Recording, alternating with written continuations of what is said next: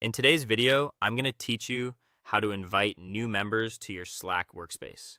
If you're bringing coworkers, freelancers, or clients into Slack, this is one of the first things you'll want to set up.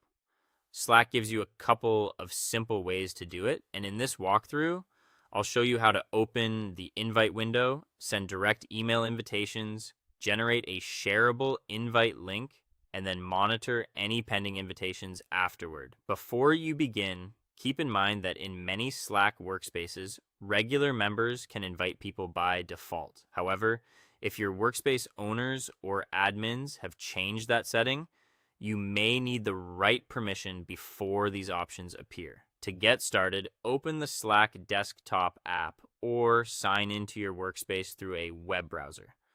Once you're inside Slack, look at the left-hand sidebar and scroll all the way to the bottom.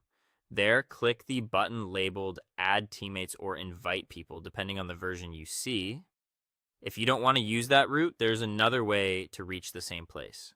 Just click your workspace name in the top left corner, then choose the option to invite people to the workspace from the drop-down menu.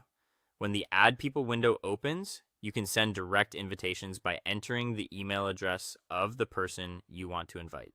If you're inviting more than one person, add each address one at a time by pressing Enter or separate them with commas. This makes it much faster when you're onboarding a small group.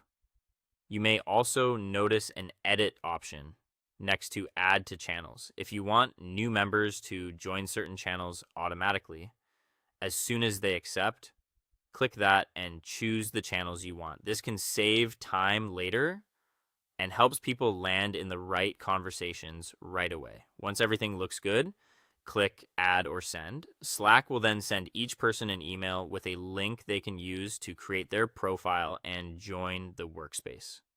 If you need to invite a larger group and don't want to enter individual email addresses, use the Copy Invite Link option at the bottom of the same invitation window. After copying it, you can paste that link into an internal newsletter, company portal, or calendar invite. Anyone with access to the link can use it to join the workspace. For security, admins can usually set an expiration date for that link or disable it at any time. Finally, if you want to check who has accepted and who hasn't, click your workspace name in the top left corner, then go to Tools and Settings and select Manage Members.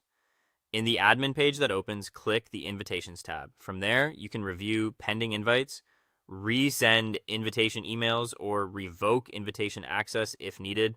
That's all for this video. Thanks for watching, and I'll see you in the next one.